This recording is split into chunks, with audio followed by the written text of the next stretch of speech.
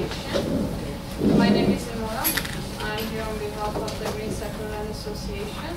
My colleague Laci, who presented the first part about our organization, he's the president.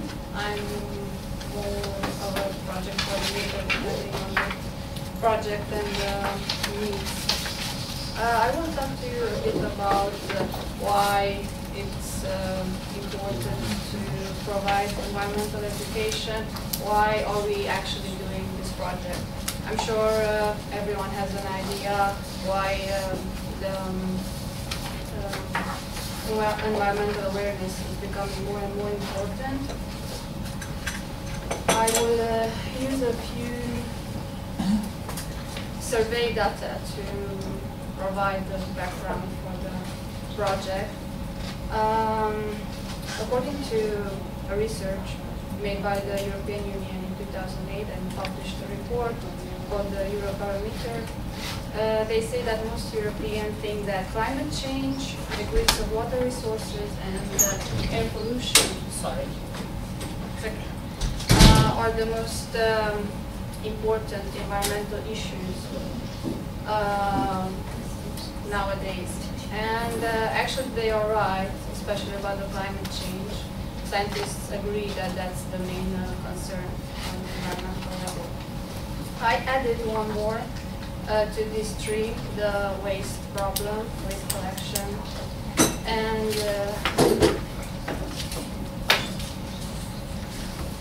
in the report they agree that it's a general problem of the European Union, this increasing pressure that we have on the environment, mostly because of the way we live. Given that there is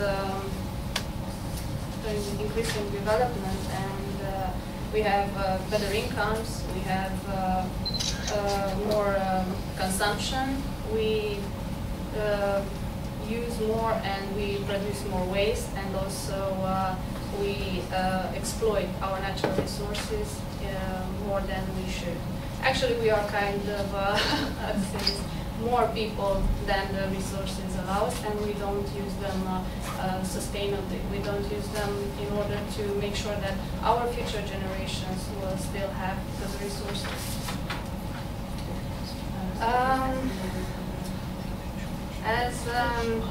Still about this survey, I will continue with some data about it. When they were asked, 96% consider that protecting the environment is important to them personally. This means that all of us are preoccupied about having a beautiful, green, healthy environment, but sometimes we don't see the connection between our way of living and how we influence. Like, how does this direct or indirect impact actually happen? And they also say that 96% they see themselves as individuals with a role to play in protecting the environment in their countries. However, this attitude, green attitude that they say that yes, it's important, doesn't translate in their actions.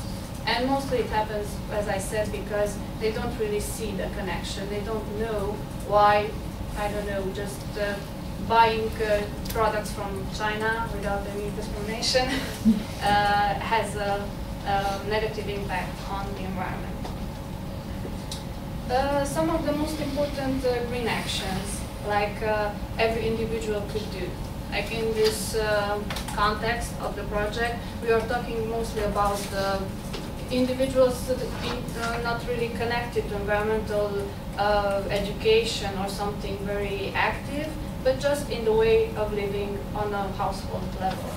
And these areas are also connected to our project. Like we want to provide some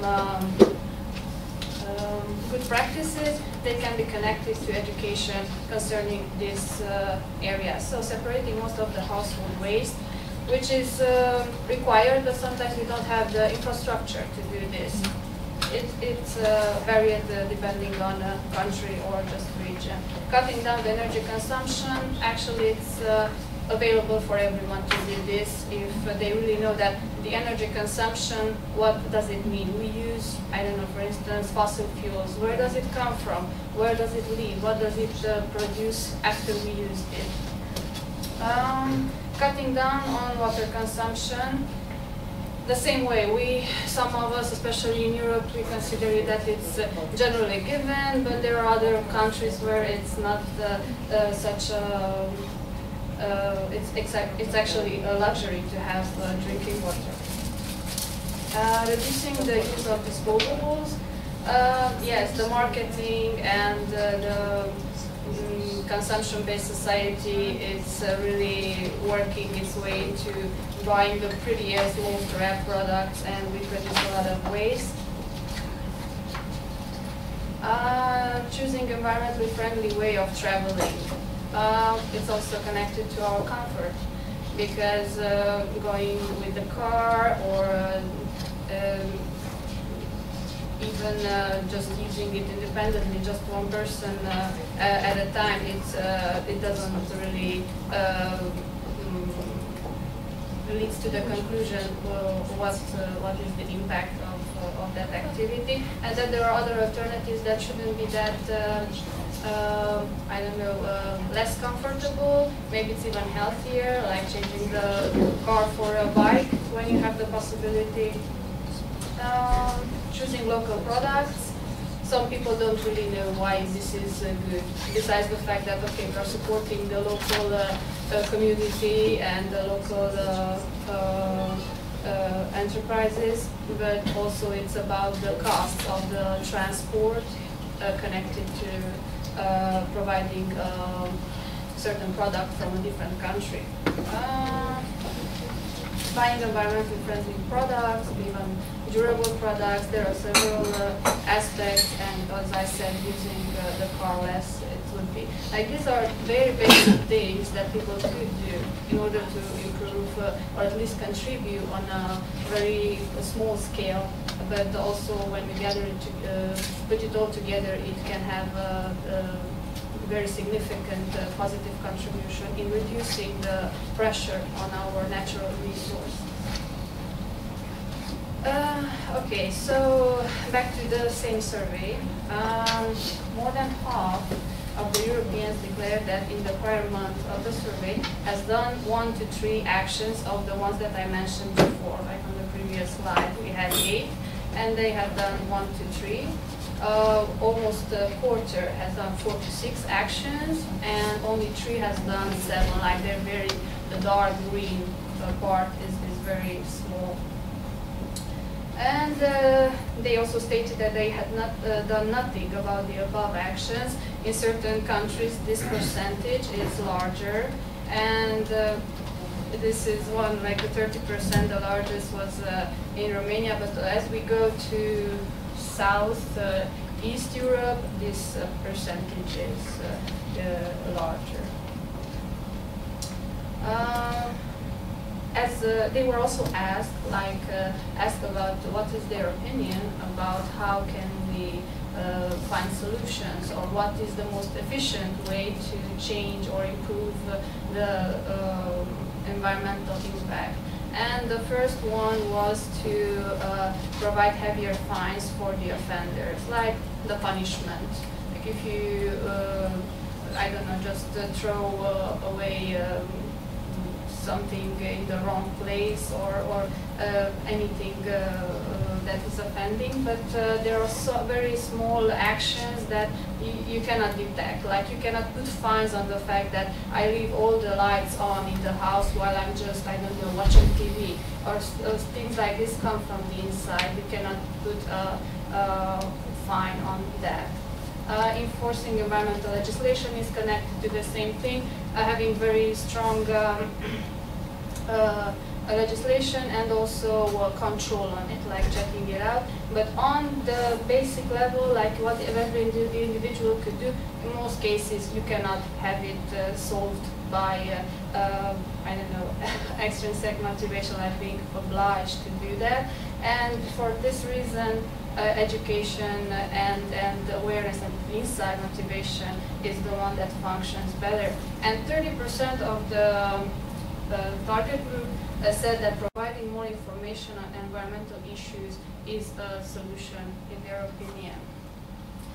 Continuing the same subject, 5% consider themselves very well informed on environmental issues, which is rather very small amount, and almost half consider themselves very badly or very badly informed. Like they really do not know how they can improve the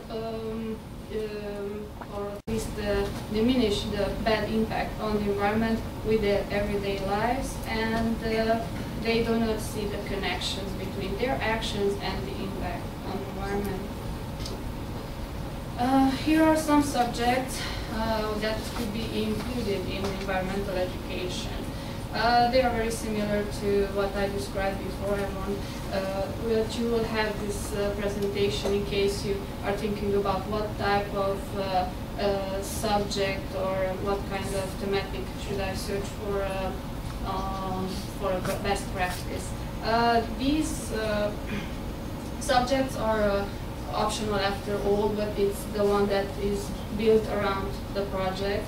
But you can extend it. Like if you have other things that are related, it's not necessarily to stick only to these. But the project taught mainly about sustainable development in household level. And if you have something more extended or something that would work on organizational level, like maybe having it applied by some even partnership or something on a higher level, more organized, that could be a very good best practice as well. And all this is connected, of course, to the education for sustainable development. The same way the European Union had a report in November 2010, and they all the report concluded on the fact that all European citizens should be well informed and have the knowledge, skills, and attitude to deal with the challenges of modern life. One would be the fact to live well, but also being aware of the environmental implications and assume their responsibility for their actions and the consequences. And the education for sustainable development is connected, of course, to life learning perspectives, but mostly to informal education, because formal education doesn't provide sufficient information to have this awareness built. There are certain initiatives in schools, at least in Romania. The informal and non-formal education is the main provider of this type of information. And as I said, being well informed and being aware of our everyday lives impact on the environment is much higher. The information on the northwestern part of Europe, and it's diminishing towards southeast. And the transnational learning partnership like this one is a very good opportunity to build cohesion and take this information to southeast. But also there are certain ways of living, more traditional, more natural, that could be a very good example for the northwestern part. And that was my information. If you have any questions about this subject. Thank you. Thank you.